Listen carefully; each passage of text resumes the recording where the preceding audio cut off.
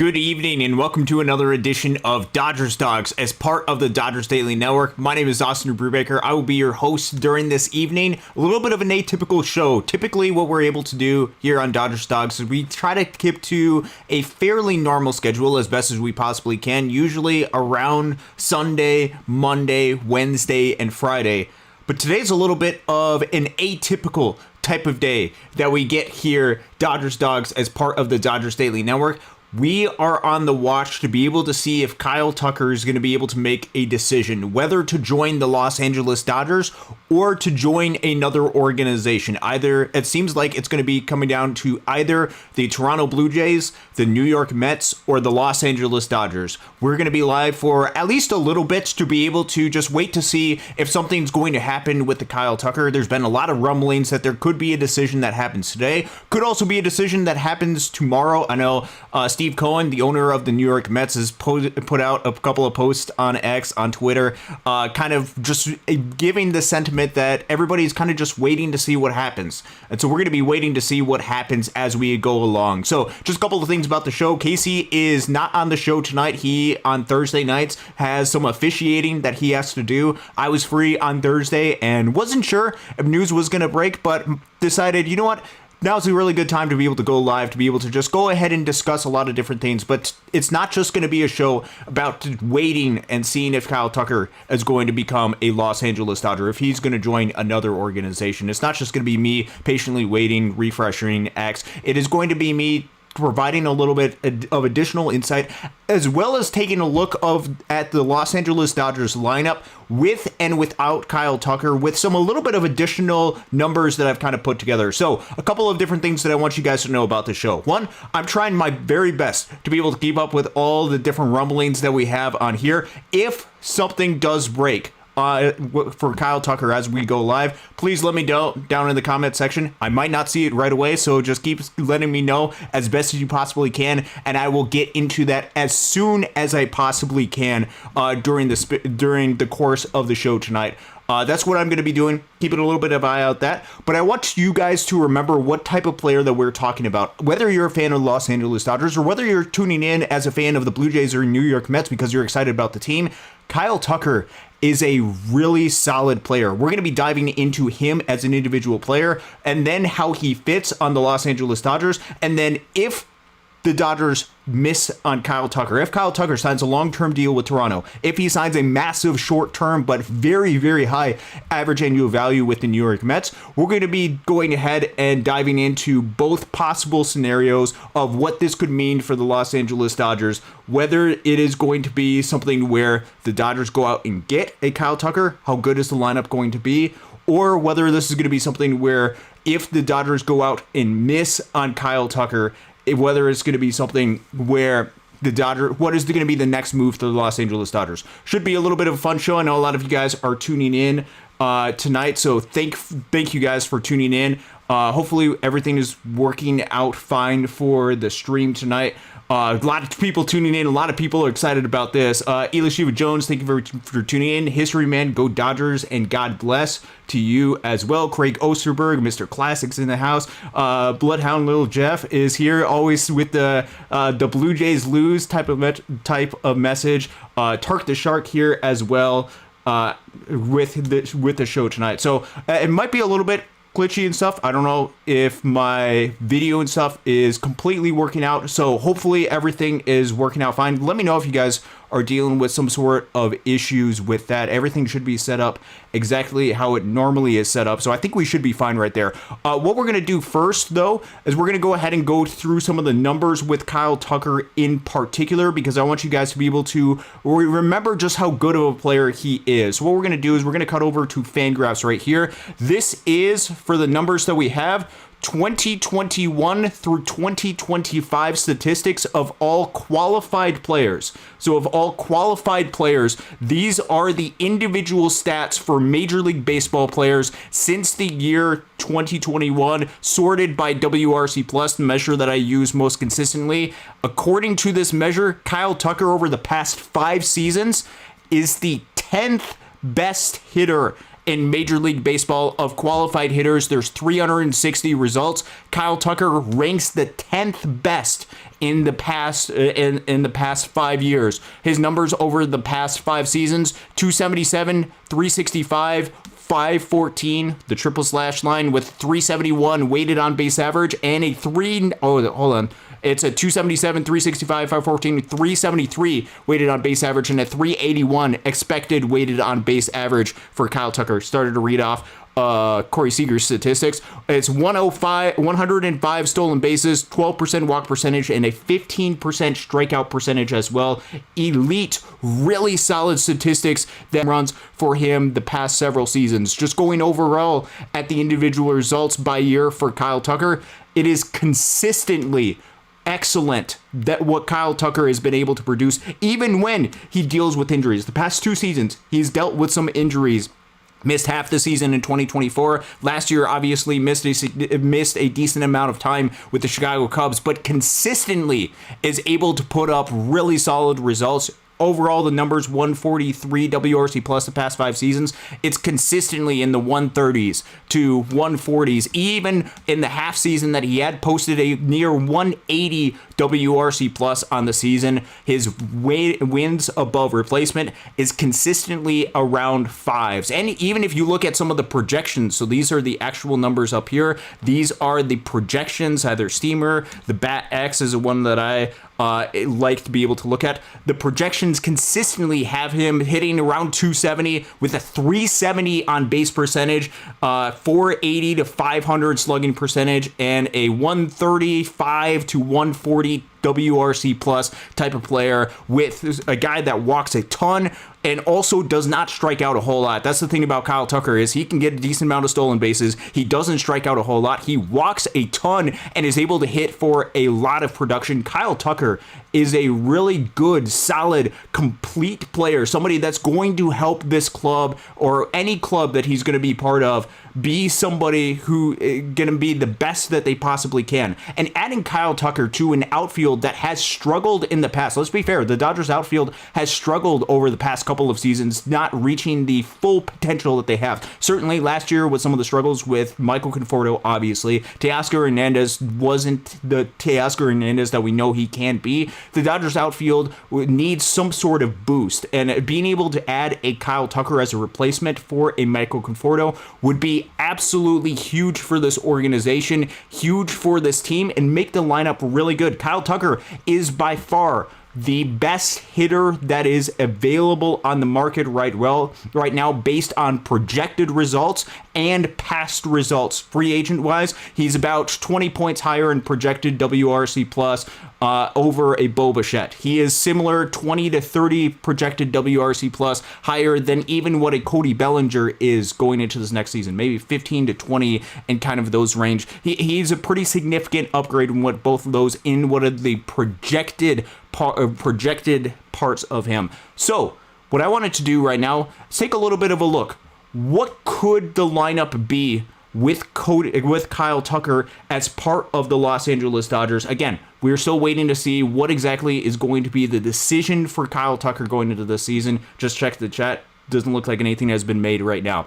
What we're going to do is we're actually going to look at this 2 possible ways. So actually in the comment section or in the description of this video, that's the word I'm looking for, there actually should be a link to this Excel spreadsheet that I have. It's a lot of off-season, and it includes this specific sheet where I created a lineup where we can look at a lot of different areas with Kyle Tucker as part of the lineup. This looks at it with 2023 through 2025 MLB statistics. This has been the thing that I've used for the majority of this offseason. What I have included as well is different statistics with projection models put in there as well. So we have WRC Plus by BatX, WRC Plus. Streamer is another projection system, WRC Plus. And with Streamer, if you have a Fangraphs membership, you get access to WRC Plus or different statistics by split, projections for the 2026 season by split.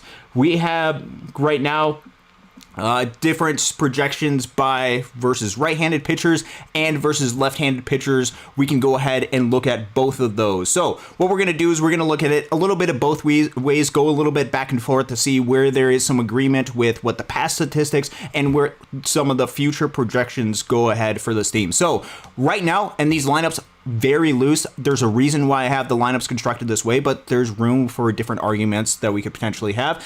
This is a potential lineup versus right-handed pitching that the Dodgers could have if they added in a Kyle Tucker to be part of their roster, assuming Tommy Edman and Kike Hernandez are starting the season on the injured list. As I've stated in previous shows, I think the move to add in Andy Ibanez kind of signifies that Tommy Edman, there's a good chance at least you could miss the part of the season on the injured list. But you could be looking at an opening day lineup against right-handed pitching of Ohtani, Betts, Freeman, Smith, Tucker, Teoscar Hernandez, Max Muncy in the 7-hole, Alex Freeland, and Andy Pages. The reason why Alex Freeland is 8, Andy Pages is 9 is because I do not want another left-handed hitter in the 9 spot leading up to Shohei Ohtani. That leads to a little bit of a pair of, or a little bit of a run of back-to-back left-handed hitters that the opposing pitchers could want to take advantage of. I want them, if they want to bring in a lefty for the 9-hole, to be able to face Andy Pages as opposed to a Shohei Ohtani, or start a left-handed pitcher versus Shohei Ohtani and perhaps keep a right-handed pitcher to face Muncy and Freeland. This is some of the back and forth that you could have in lineup construction. But you're looking at Ohtani, Betts, Freeman, Smith, Tucker, Teoscar Hernandez, Max Muncy, Alex Freeland, and Andy Pages versus right-handed pitching.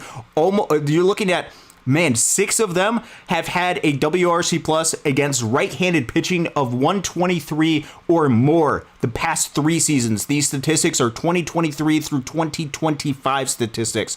That's versus right-handed pitching. Versus left-handed pitching, you could have a lineup of Ohtani, Betts, Freeman, Smith, Tucker. You could flip-flop Freeman and Tucker. My guess is it would probably go lefty-righty, lefty-righty, so on and so forth. So if you wanted to flip Freeman, give him a little bit of additional rest, less plate appearances throughout the season, totally would get that. This is just how I have it right now. Ohtani, Betts, Freeman, Smith, Tucker, Teoscar Hernandez, Andy Ibanez, for the meantime, taking over third base, Andy Pages and Miguel Rojas. The reason why I have the lineup set up this way is there is this real run that you have towards the bottom of the lineup of 4 straight right-handers. It is very likely that throughout the course of a game, they'll want their left-handed starter to go ahead and face maybe an Ohtani through a Tucker one more time, maybe a third time, or maybe bringing in an extra left-handed starter. But then they would want to put in a right-handed reliever to face a run of Teoscar Hernandez, Andy Ibanez, Andy Pages, and Miguel Rojas. This is when you can use pinch hitting to your advantage for an Andy Ibanez. Let's say they put a right-hander to face Teoscar Hernandez, 3-batter minimum. You throw in a Max Muncy in this case to be able to go out and face in the place of Andy Ibanez, and then you have a good advantage right there versus right-handed batter. This is what the lineup for opening day at the very least could look like, and it really is really solid. Andy Ibanez, past couple of seasons, really solid against left-handed pitching. Miguel Rojas, also solid against left-handed pitching. There is not a whole lot of holes, plus you get opportunities for some younger guys. Well, Andy Pages is going to get opportunities, but an Alex Freeland potentially to be able to get into the mix and prove himself. You could throw in Ha-Seong Kim if you want him in there instead of an Alex Freeland, but that is what we're going to be looking at, roughly what the lineup is going to look like. These are the WRC plus past 3 seasons, as well as we're going to flip back and forth because we're not just going to look at the past 3 seasons. We're also going to be looking at what the projection models say the lineup is going to be. So overall, past 3 seasons, they project it to be 132 WRC plus. Some of the projection models have it regressing at least a little bit, but even so, with Kyle Tucker as part of the mix, they're still having a really solid lineup, exact same lineup configuration in this mix.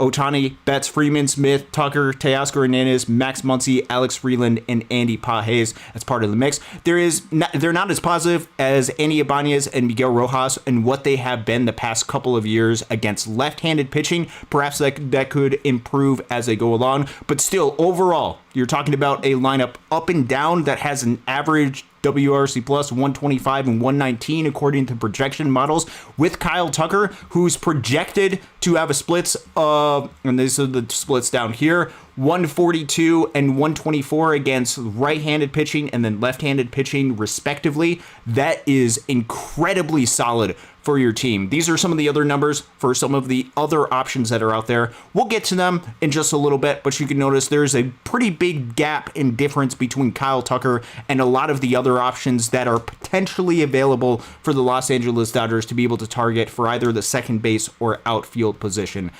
This is what it looks like from there. Moving on, with Kyle Tucker as part of the mix, this is what the depth chart roughly would be. This is going to be roughly what the defense is going to look like. And I'm not going to spend a whole lot of time explaining what exactly I've done with this. Essentially, I'm using defensive run saved, outs above average, fielding run value, creating an average and scaling it to 162 to be able to get these measures. Basically, just to tell you how good a defender is he going to be if an individual played 162 games. What roughly would their outs above average be? Just gives you an indication of just how good a player is or how positive a player is going to be for this upcoming year or projected to be based on the past 3 seasons. And you can see Kyle Tucker, average-ish at best, probably slightly below league average as a defender. So certainly Kyle Tucker, if you're bringing him into the mix, is not going to solve all of your defensive problems. But one thing you'll notice is Kyle Tucker could fit right into right field with the Los Angeles Dodgers and be somebody that could be part of this mix. And he's not going to, I would say, hurt your defense a whole lot. I just don't think there's going to be dramatic improvements for the defense going into this next year. Maybe slight, because Michael Conforto was a negative defender, and you might not like Teoscar Hernandez in right field. Might think he can be a little bit better in left. I think he's going to be not great regardless, left and right. But that it certainly is going to be something where overall the defense, I think it's going to be around average of defense. Alex Freeland graded out really well. Miguel Rojas, good defender. Andy Ibanez actually is a really solid defender. Same with Andy Pages, Mookie Betts. Some of the other defenders, though, average to a little bit below league average, for example, with Teoscar Hernandez and Max Muncy. Defense, not a huge upgrade from there. These are the exact same stats I have on the other spreadsheet because there's not really a way that or at least a place that I know that has projections for defensive stats going into this next year. No, I'm not using the Fangraphs defensive value. I have reservations on that we can get to at a little bit of a different time. One of the other things you might be curious about, what is the projected strikeout percentage for each one of these guys? And for these next 2 ones, what we're going to be doing is we're actually going to be looking at the projection models because I don't have it for the other one, strikeout percentage by split, but I do have strikeout percentage by split now, for the Dodgers organization and for some of the players that potentially could be targeted. This is from the Steamer projection models. What is the projected split or strikeout percentage for each one of these guys versus right-handed pitching versus left-handed pitching? With this lineup, this is what the lineup would look like potentially as I had constructed it versus right-handed pitching versus left-handed pitching. What you'll notice is towards the bottom of the order, there is a decent amount of swing and miss that is part of this lineup, but also towards the top half, though, just the 1 through 5, which is where you'd be getting a good chunk of your run production value. Man, this team would not strike out a whole lot. You have Mookie Betts is far below league average strikeouts. Kyle Tucker would be below league average. Freddie Freeman below league average. Even Will Smith is slightly below league average as well. This is a really good lineup, and even though there is some swing and miss towards the bottom, this is the projected Alex Freeland strikeout percentage. Perhaps could be higher since we saw it be higher last year. Still a really good lineup, and you will deal with a 21% strikeout percentage, a projected strikeout percentage if this is the case. This is the projected strikeout percentage versus left-handed pitching with this lineup, and there's a lot less swing and miss that's part of this lineup. There's going to be a lot more contact that is being made. And then one other thing with this is I also added in on base percentage as well. This is the projected on base percentage for the 2026 season for the Dodgers roster and for some of the other guys that they potentially could target. And what you're going to notice, Kyle Tucker, man, he's projected to get a 370 on base percentage, 382 versus righties, 348 versus lefties.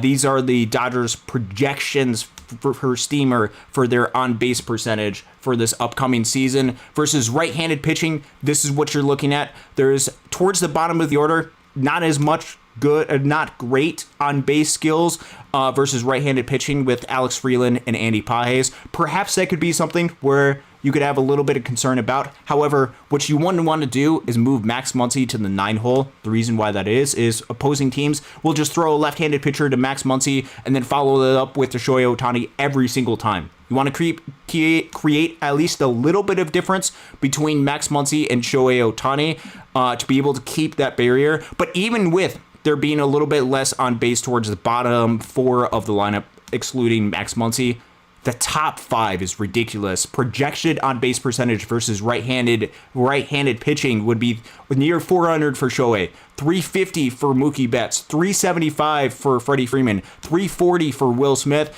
and 380 for Kyle Tucker. That top 5 would be unbelievable if the projection models were at least close to being accurate. And then versus left-handed pitching, the on-base percentage does take a little bit of a decrease. The production value is slightly lower, but you still have some really solid players that are part of the mix. It's because Ohtani, Freeman, and Kyle Tucker not quite as good with their on-base percentage against lefties than they are against righties. And with guys like Teoscar Hernandez and Andy Pages, while they are productive against left-handed pitching, it does not come with a whole lot of walks. It does not come with a whole lot of on base. It comes with a lot more thump, a lot more power part of the mix. And I think this is something where, man, you could still make an argument that this lineup is still really good, even with the on-base percentage being a little bit lower than what you would want on this side. I still think this is something where, man, even 315 on-base percentage for Andy Pages, but that comes with a lot of power. This 325 on-base percentage, Teoscar Hernandez, not necessarily great, comes with a lot of power as well. And remember, in this scenario versus left-handed pitching, the assumption that I'm making is Andy Pages Andy Ibanez, I should say. Andy Ibanez is only going to be facing through the order twice.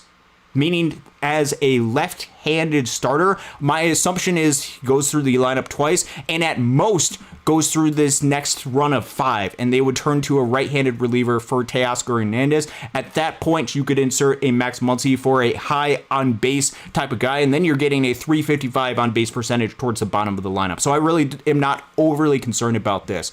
The reason why I'm showing you all of this for Kyle Tucker with the projections, again, with the overall projection models and with the overall stats, 2023 through 2025 stats, we'll go ahead and cut it back over to me, is I want to show you just how good of a lineup this possibly could be, because the projections for what Kyle Tucker can be, because of the numbers that he has put up over the past 5 seasons, are phenomenal. Kyle Tucker is among some of the better hitters of the game of baseball. He would fit right in towards the top or middle of this order and make the top part of the lineup just that much better. So even though there isn't necessarily that guy that is the super on base type of guy towards the bottom of the order, shifts Max Muncy down to very likely the 7 hole to make him more of a non-base type of guy.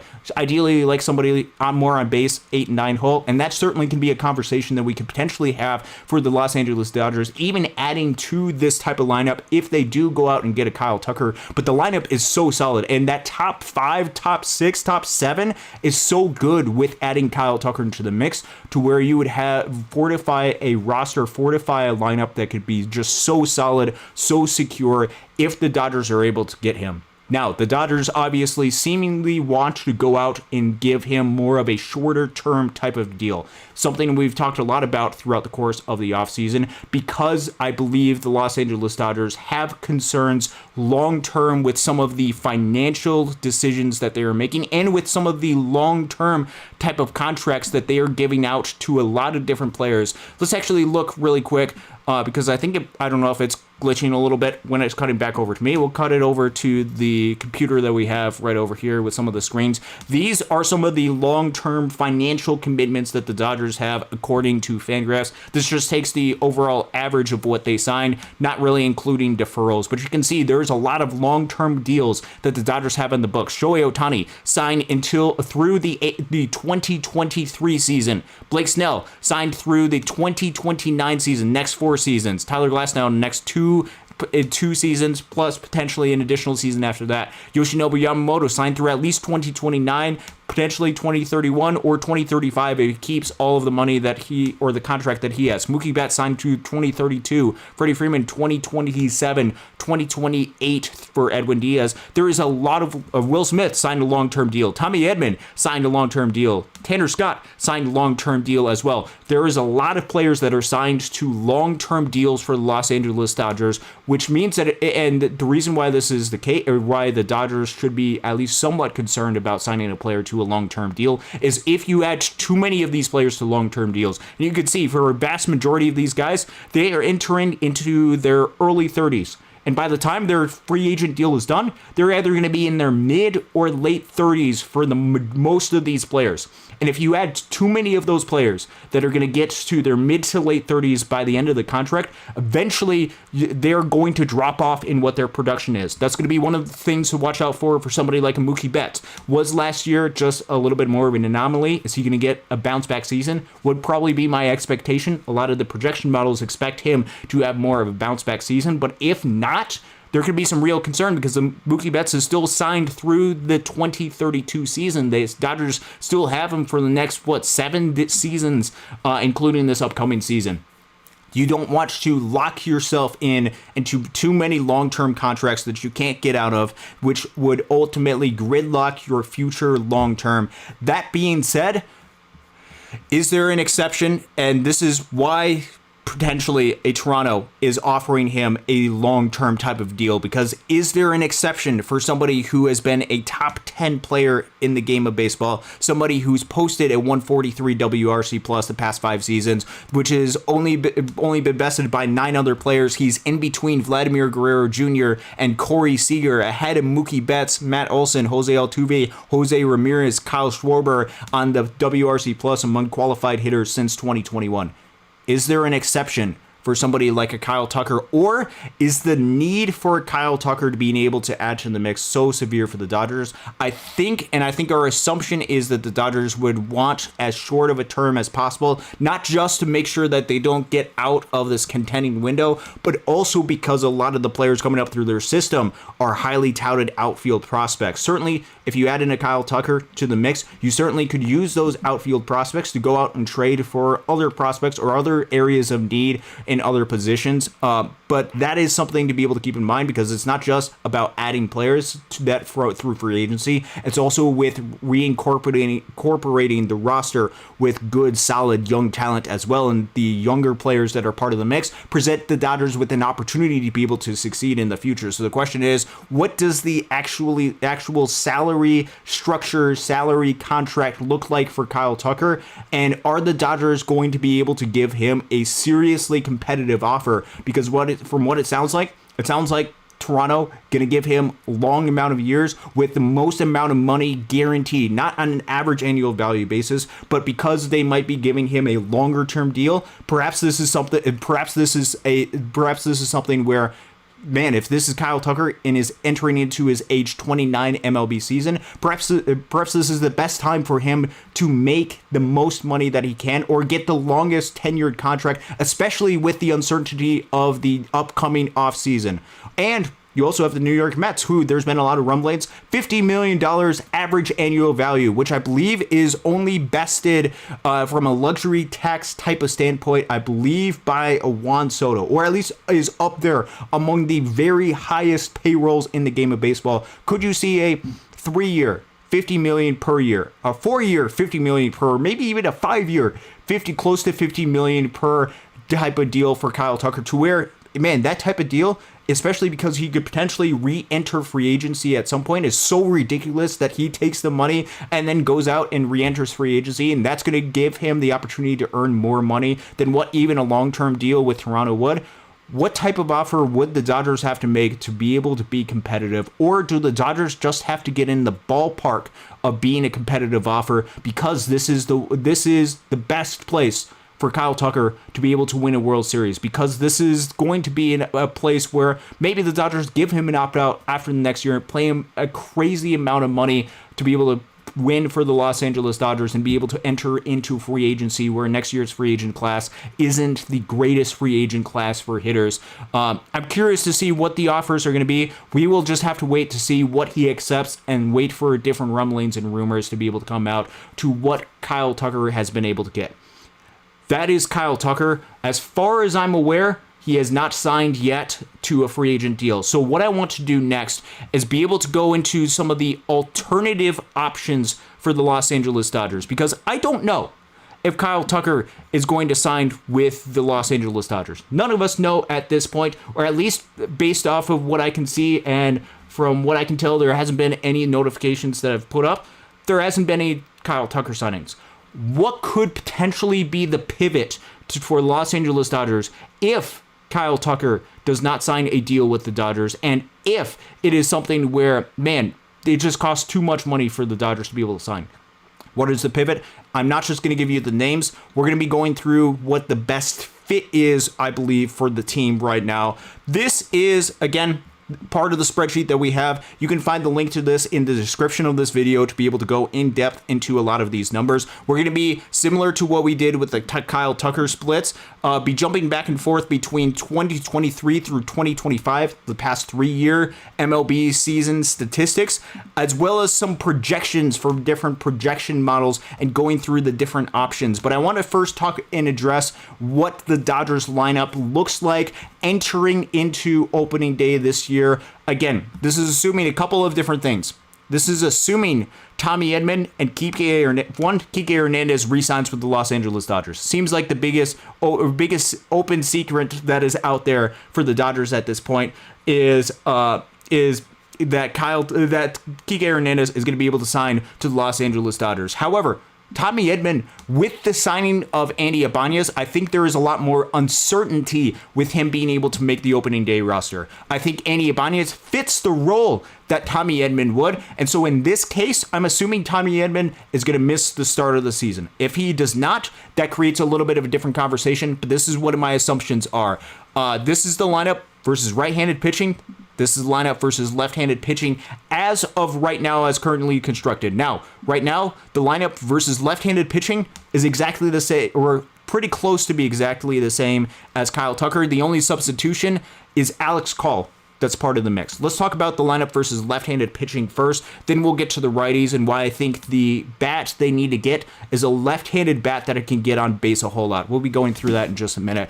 Lineup versus left-handed pitching, how I currently have it, roughly is Ohtani, Betts, Smith, Freeman, Teoscar Hernandez, Andy Ibanez, Alex Call, Andy Pages, and Miguel Rojas. A lot of right-handed hitters that are part of this mix. Only Ohtani and Betts are part of this equation. This does not include Max Muncy as part of this lineup. That is intentional because the past 3 seasons, Max Muncy has put up a 78 WRC plus against left-handed pitching. And then you look at the other options, Andy Ibanez put up a 116 WRC plus versus left-handed pitching. That is a massive gap between the two. That's a 30-point gap between Andy Ibanez and Max Muncy and our WRC plus split.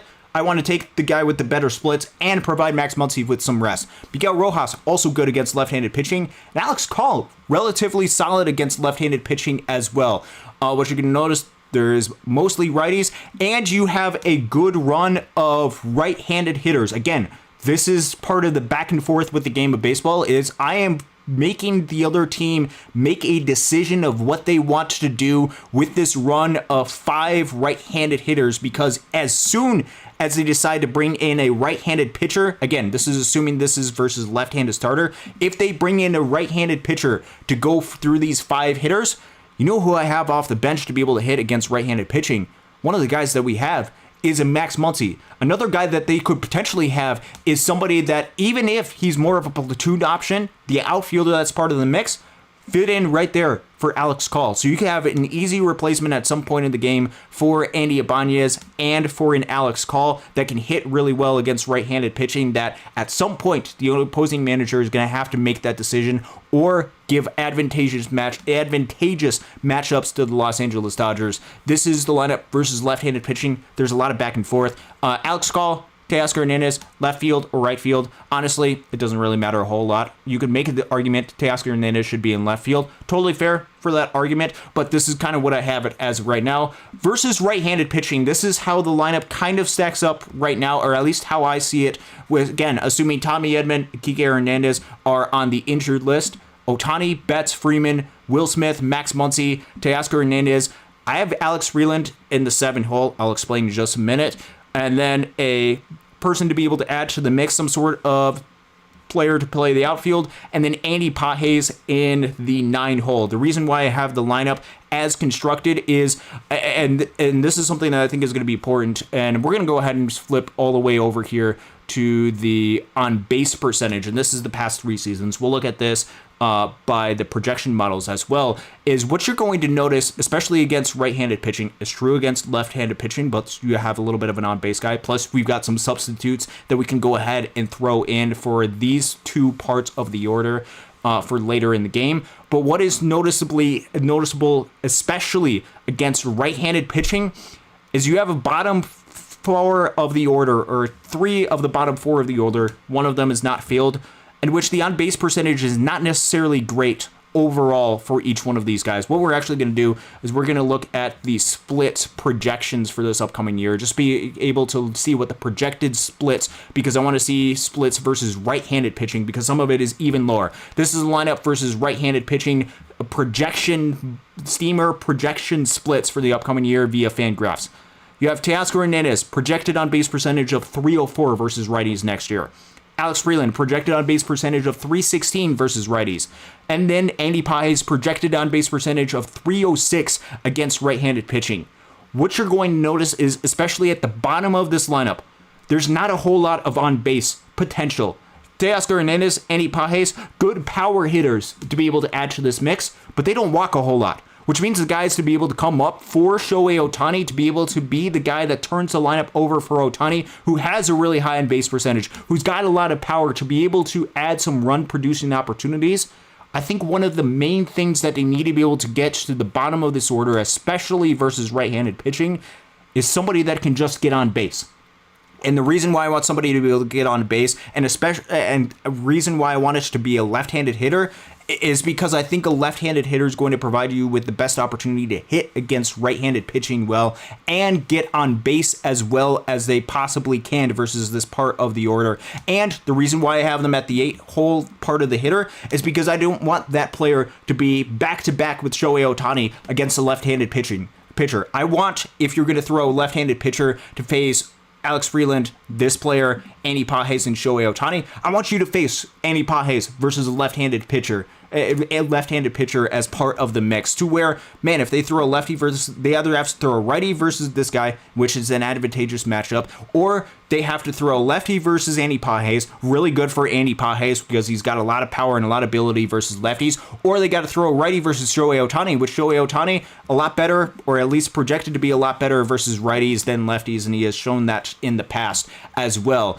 I want a guy that's going to be able to get on base, bottom part of the order, left-handed bat, can play some sort of outfield. I think this is going to be the pivot that's part of this move with Kyle Tucker. With Kyle Tucker, what he's been able to provide is he just makes the top part of the lineup just that good. And he makes Max Muncy a 7-hole hitter and good on base skills towards the bottom part of the order, to where, man, even if you have Alex Freeland and Andy Pages as bottom part of the order, 2 good hitters at bottom part of the order versus right-handed pitching, I think it is still the case where this lineup is just so good to where it overwhelms a lot of players. Without a Kyle Tucker type of player, without the impact that Kyle Tucker is able to have, and again, a lot of the guys that are going to be available, let's look at some of the guys that are going to be available. I have a list of a lot of different guys down here. This is Bat X, this is Steamer, this is versus righties, this is versus lefties. Kyle Tucker is the only one in the 135-ish range. There's a lot of other players that are in the 110 to maybe 120-ish range.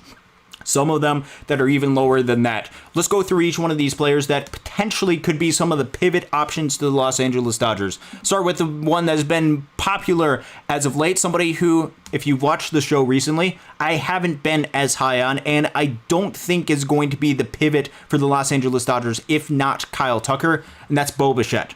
Bo Bichette projected to have a 117 or 121 WRC plus this upcoming season, 118 versus righties, 130 versus lefties. Certainly somebody who has been a really solid hitter. Here's just quickly, if you are new to the channel, my main concerns with bringing in a Bo Bichette to the Los Angeles Dodgers. One, his defense hasn't not been good at the shortstop position, and I have very little evidence that his shortstop or his ability to be able to play defense is going to be good at second base position. And even if it is good at the second base position, what are the odds that Mookie Betts is going to have to move to the second base position at some term long term, which means that really the position that you'd be projecting long term for Bo Bichette is third base, which I have concerns about his arm strength. I have concerns of how well is he going to be defensively. And then you add on top of that, his bat is pretty stagnant in walk percentage, strikeout percentage, and isolated power. The one thing that he is consistently well above league average at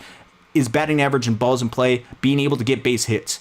If that drops, I believe you're going to see a pretty dramatic drop-off in the production value that he has, and I think that could be something that could be concerns long-term for Bo Bichette. I do not want to sign him to a long-term deal. Short-term potentially could be an option, but also, if you look at the depth right now for this team, they have a lot of different options for the infield. Not saying that Bo Bichette would be the answer, or you couldn't replace Bo Bichette or Andy Ibanez with Bo Bichette. Obviously, you make that move if it is presented to you, but that still doesn't fix the issue with the outfield, especially if Tommy Edman is going to miss some time next year and he's not going to be an option in center field. That leaves your 3 players on your active roster. Just adding Bo Bichette into this mix, only 3 players can play the outfield: Teoscar Hernandez, Alex Call, and Andy Pages. And you could maybe throw in Ryan Ward and a Michael Ciani as part of this mix, replace an Alex Freeland with a Ryan Ward. But that's putting a lot of pressure on the Ryan Ward and Alex Call platoon in order to be able to make that work. I just don't think Bo Bichette is the best fit as part of the mix. Let's go to Cody Bellinger. Projected Bat X WRC plus of 106 this upcoming season, 116 via Steamer. And then his projected splits are a little weird. It's 120 versus righties, 105 versus lefties. What's weird about Cody Bellinger is if you look at the past 3 seasons, I should say, Cody Bellinger is actually a reverse splits guy. 113 WRC plus versus right-handed pitching the past 3 seasons, 151 versus lefties the past 3 seasons. The projections have hit at being a little bit opposite, but what you'll notice about Cody Bellinger when you study his numbers is he is somebody that has overperformed what his expected stats are. Barrel percentage, hard hit percentage are not necessarily great, which means there's very likely going to be some regression at some point for Cody Bellinger. Solid defender, doesn't strike out a whole lot. It would be a good addition, but on a shorter term type of deal. And I think if he's looking for more than 3 years, I am personally out on Cody Bellinger. It sounds like he potentially could be looking for a 5, 6, 7 year type of deal. I would not sign that type of contract, especially with one of the projection models already in the first season, which you would be expecting to be among his best seasons, to be a 106 WRC plus type of player. That's not the impact that I'm looking for, nor is he the highest level of defender to where a 106 WRC plus Gold Glove type of level of defense is going to offset that. Steamer likes him a little bit better as a hitter. I think the splits are a little bit off. Harrison Bader, projected 91 WRC plus with a 93 WRC plus type of range. He would be a below average hitter. His on-base percentage, going to on-base percentage over here for Harrison Bader, projected to be around 300. Whether it's versus righty versus lefties. And I think if you add Harrison Bader into this mix, I don't think he solves the problem being able to get a guy that gets on base a lot versus right-handed pitching to where I'm not huge on Harrison Bader. He is a good defender. You would make the defense in the outfield really good. And if you're going for run prevention, that certainly could be a path that you pursue. I just don't like it because I'm not looking for run prevention. I'm looking for on-base type of skills, somebody that's going to be able to provide a little bit of an impact if they do not go out and get a Kyle Tucker. Again, this is if the Dodgers do not get Kyle Tucker, what are some of the options? Now we get into a couple of options, and honestly, these are going to be the 2 guys that I would potentially pivot to if I'm the Los Angeles Dodgers, or at least among some of the guys. And you guys all know the names that we're talking about with this. Brendan Donovan, Lars Nootbaar. You could also go down the list, Jarren Duran, Wilyer Abreu, and Steven Kwan. But in particular, I'm looking at the guys from the St. Louis Cardinals. And let me explain exactly why I'm looking at some of the guys from the St. Louis Cardinals. Brendan Donovan, and Lars Nootbaar. Brendan Donovan, more of a utility type player. You would be somebody who probably would play left field instead of right field, which means you would have to be probably okay with Teoscar Hernandez in right field in order to be able to make this work. But he has been among one of the most consistent bats on the market. Yes, there is a lot of competition for Brendan Donovan, but I think they're kind of waiting to see what happens with Kyle Tucker. If they can get Kyle Tucker is a better hitter than Brendan Donovan, but Brendan Donovan is a really solid hitter, part of the mix. Projected 112 or 118 WRC plus overall with a 124 WRC plus against right-handed pitching. You put a 124 WRC plus at the bottom of this lineup, that is really solid. Some other things to like about Brendan Donovan, he's around league average of a defender. This is the combined stats: defensive run saves, outs above average, field and run value scaled to 162. Strikeout percentage, if you're worried about somebody striking out, and especially if you look at the bottom of this lineup, a run of Muncy, Teoscar Hernandez, Alex Freeland, and Andy Pages, you probably want somebody who is going to be a little bit less of a strikeout type of guy. Brendan Donovan would fit into that mix. You look at what his projected strikeout percentage is. It's about 13.5 or 13.3% or 13% projected against right-handed pitching. And then this is really the key with Brendan Donovan that I really like about him. You look at his projected on-base percentage, 344, 353 by BatX and Steamer. And against right-handed pitching, a projected on-base percentage of 360, which means you could add a 360 on-base percentage projection versus right-handed pitching to the bottom of this lineup, and all of a sudden, this bottom of the lineup looks phenomenal, looks fantastic for the Los Angeles Dodgers. You could potentially also put him against left-handed pitching, or at least substitute him in at some point, either for an Andy Bañez, maybe a Miguel Rojas, or an Alex Call, and be really confident in what you're able to produce in this lineup.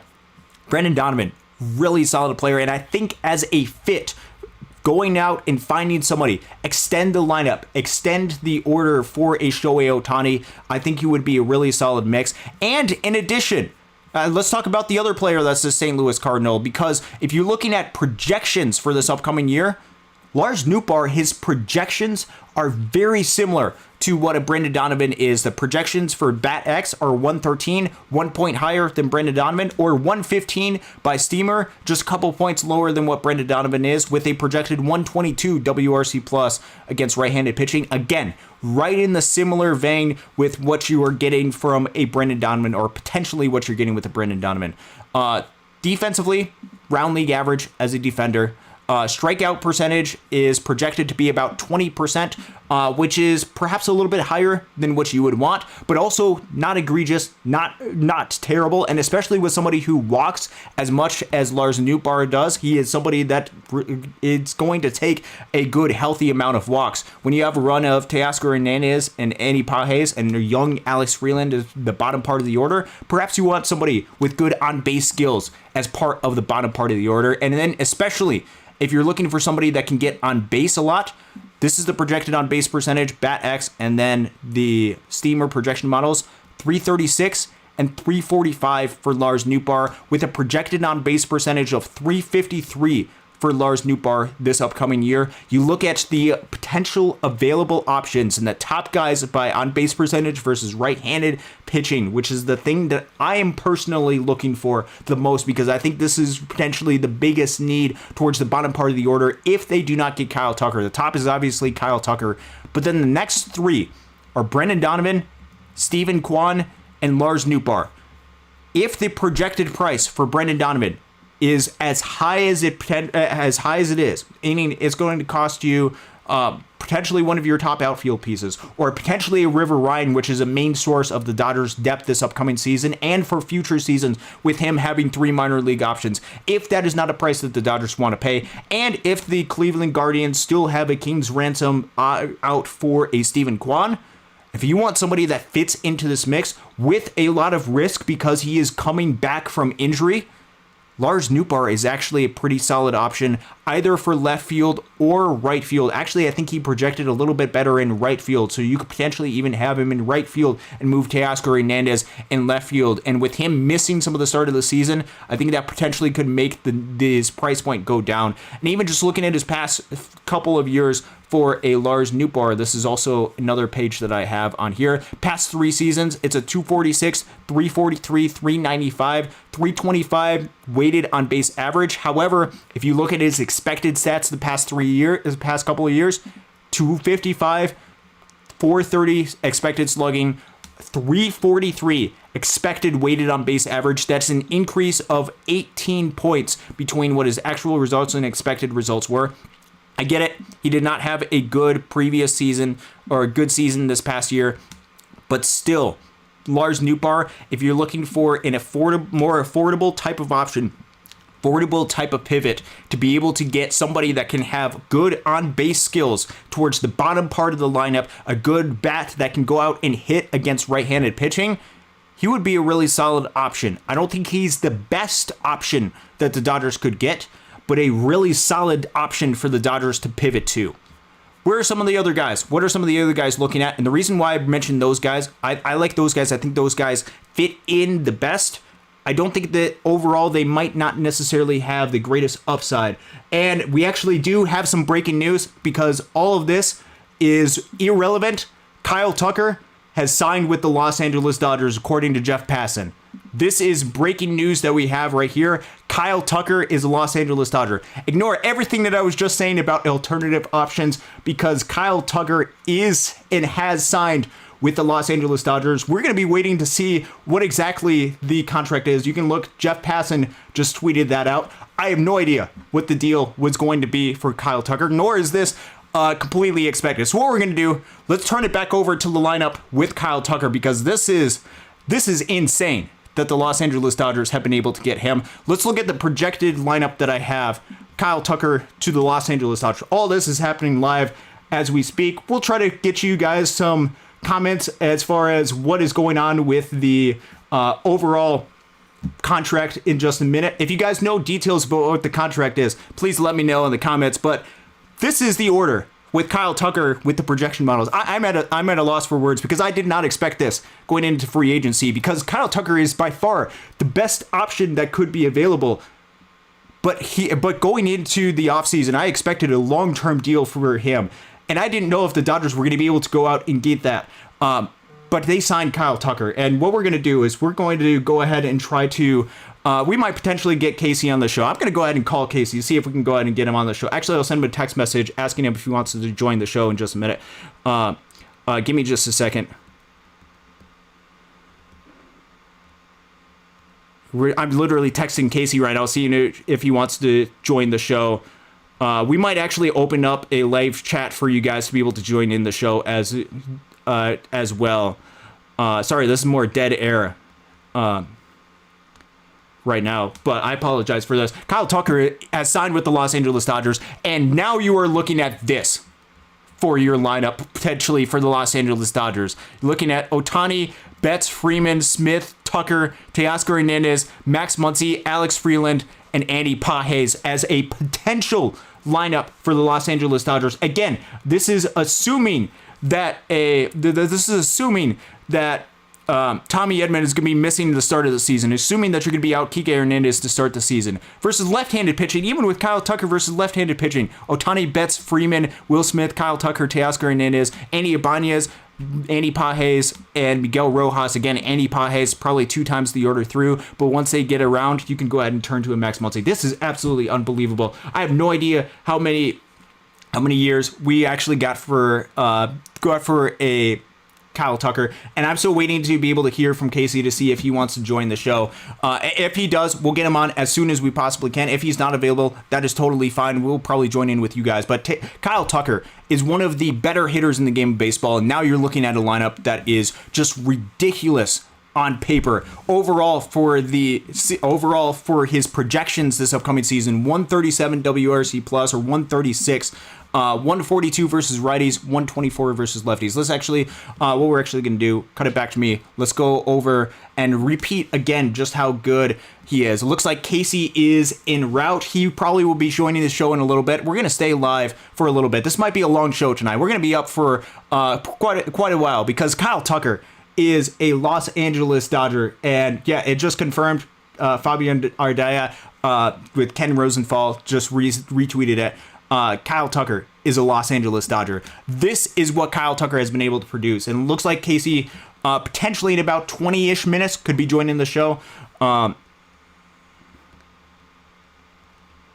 So we'll be potentially having Casey on in about 20 minutes. This is what we are looking at with the overall numbers with what Kyle Tucker has been able to produce. It is hard to find a player with as much consistency and stability as what Kyle Tucker has been able to bring past 5 seasons. I mean, you look at these numbers, 146, 130, 139, 179, 136 WRC plus for Kyle Tucker. His walk percentage has increased over the past 5 seasons, a little bit of a decrease last year, but has only gotten up to where he's walking a ton. And you talk about a lineup that you don't want as much boom and bust as part of the order. He is somebody that does not provide a whole lot of boom and bust as part of the deal.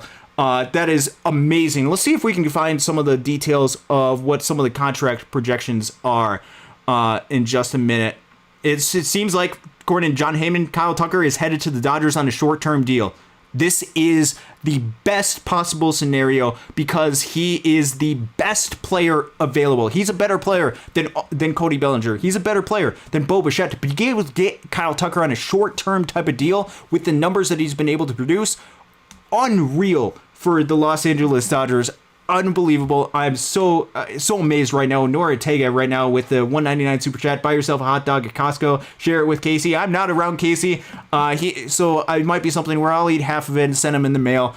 Hot dog from there, or maybe we'll get Casey out to Arizona to go to a spring training game to be able to get him a Dodger dog as part of that. But you look at his weighted on base average, his expected weighted on base average, all solid. Let's look at his StatCast page this past year.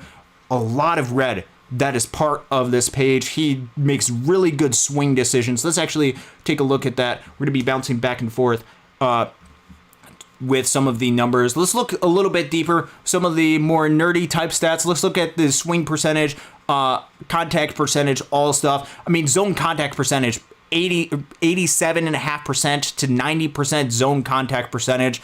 Really solid for him. Makes really good contact.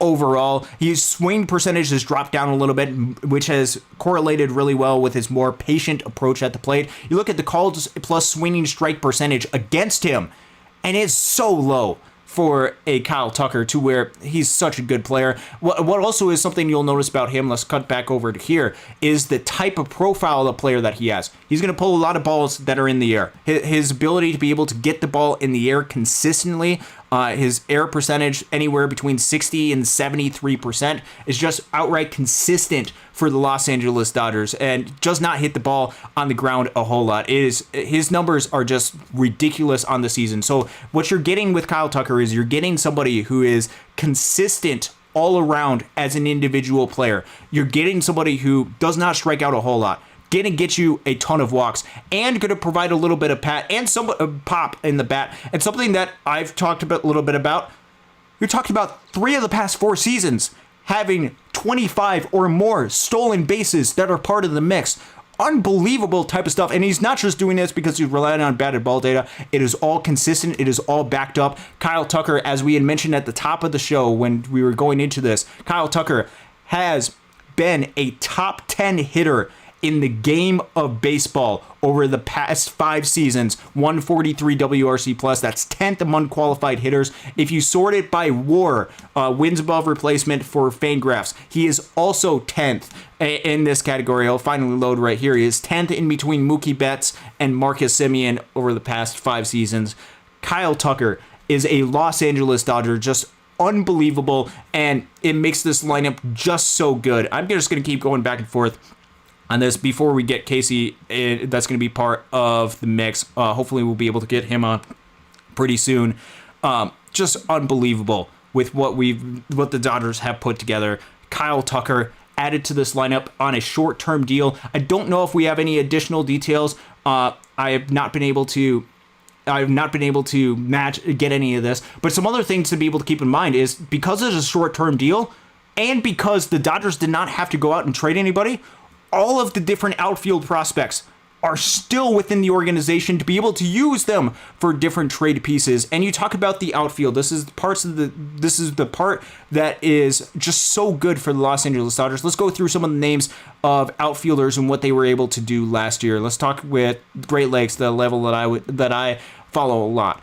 Zaire Hope, 132 WRC plus last year. Kendall George, underrated, 100 stolen bases, put up a 131 WRC plus. Josue De Paula posted a 143 WRC plus in the outfield last year. Mike Sirota, once he got up to Great Lakes, 184 WRC plus. Eduardo Quintero, 136 in Great Lakes last year, but that also, if Eduardo Quintero also posted a 160 in Rancho Cucamonga, and you look at Mike Sirota during his limited time in Rancho, also posted some really good numbers, 198 WRC plus for him. All of them are sticking around the organization right now. They did not have to trade any of those guys.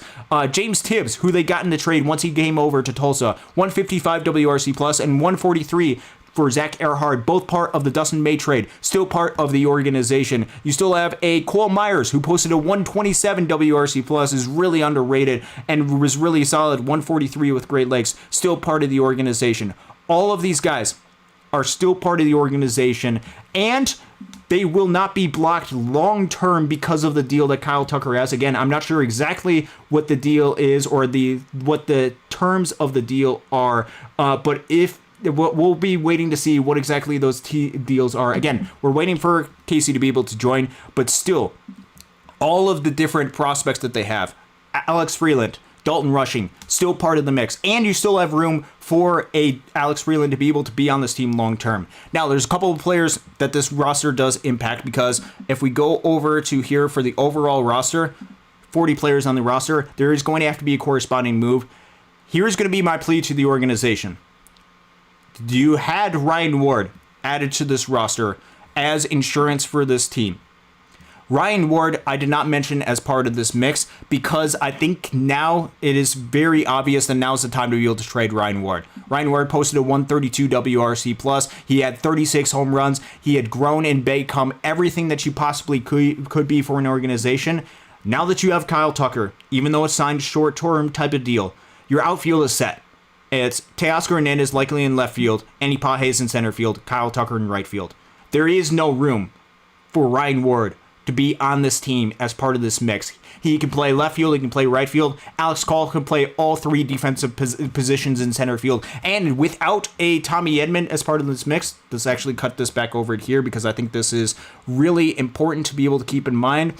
Kyle Tucker as part of the mix. If you look at center field options with Kyle Tucker, the two options, if Tommy Edman and Kike Hernandez are on the injured list, are likely Andy Pages and Alex Call, which means your four outfielders are pretty much set unless there's injuries. Teoscar Hernandez, Kyle Tucker, Alex Call, and Andy Pages. There is not room except for depth in Oklahoma City for Ryan Ward. Now is the opportunity, I hope, to be able to go and provide an opportunity for Ryan Ward to go out and seek an opportunity with another team. He does not deserve to spend his time or waste his career in Oklahoma City. You added him because you needed depth as part of the team. Great, I totally understand that. But now, I think now is the time where, man, you have depth with Alex Call. You have a center field option in which you can turn to in the postseason if you need center field defense and Michael Ciani. What is Ryan Ward's realistic shot at being able to get to the big leagues? There isn't one. So now is the time to move off him, give him an opportunity somewhere, or if there's not another team that you want to go ahead and trade him with, allow him to seek out any sort of opportunities that he wants. You got him as insurance to this point. Now is the time to be able to let Ryan Ward be able to find another opportunity. The signing of Kyle Tucker does impact him, but it's good because Kyle Tucker is just that good of a player, and I really do hope Ryan Ward the best going forward. He is impacted by this move. Everybody else on the roster, though, Dalton Rushing, still part of the mix, still could split some time with Will Smith as part of the mix. Alex Freeland and Hae-Sung Kim very well could be fighting for spots on the opening day roster. Both of them really solid, are part of the mix.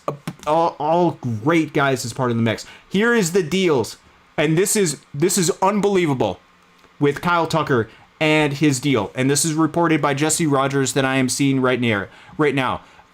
The reported deal for Kyle Tucker, and we'll cut this back over to me, 4 years, $240 million as part of a 2-year or 4-year, $240 million deal. That is $60 million average annual value per year. Holy cow. I have no idea what sort of deferments there potentially could have, but this is showing the outright might of the Los Angeles Dodgers and their spending capabilities, their spending powers, and doing whatever they possibly can to be able to go out and put a winning team together. They are showing continually that they are all in for the season. Again, Kyle Tucker, 4 years. You only have him for 4 years. $240 million. That is more than the $50 million per year that the Mets were going out to spend. That is getting Kyle Tucker for his age 29, 30, 31, and 32 seasons, the years in which he is projected to be good. It is unbelievable that they were able to get him to this type of deal. Kyle Tucker is a Los Angeles Dodger.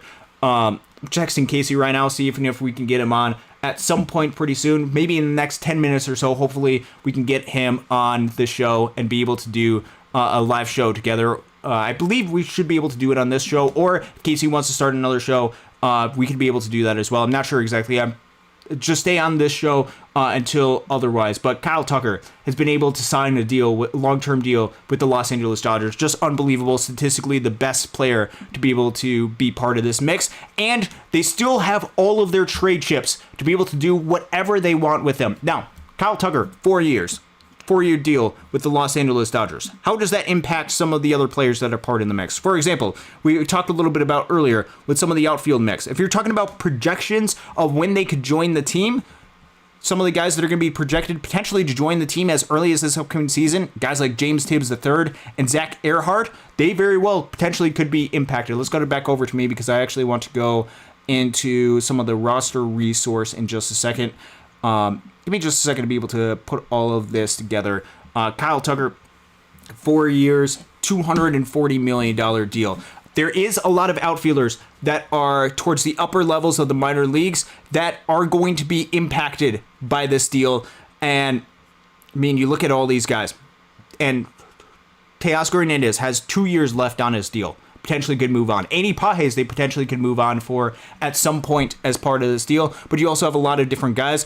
You will deal with this type of decision, and you have a lot of these pieces. Man, if you want to make some sort of trade because you have Kyle Tucker signed up to some sort of long-term deal, you still have the ability to be able to make these pieces and be able to move pieces in some type of trade.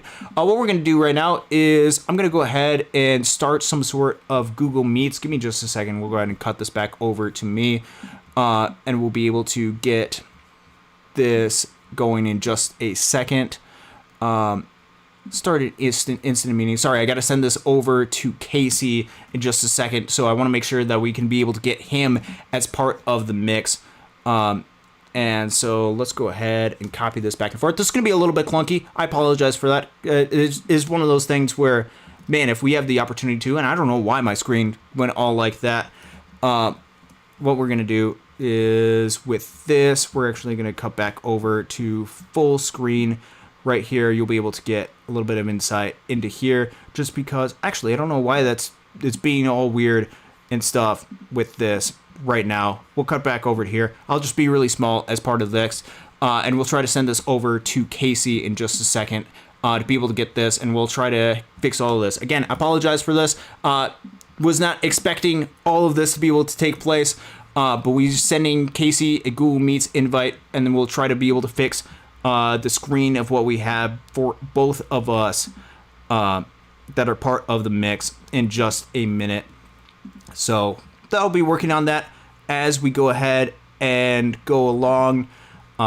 So please be patient with me as I'm part of this process and trying to be able to go through it new. But Kyle Tucker, man, if what do you guys think about all this in the comment section? And we'll try to get this fixed. If not, potentially we could go ahead and create some sort of a new channel, a new live stream as well. I'm not sure exactly what I want to do quite yet.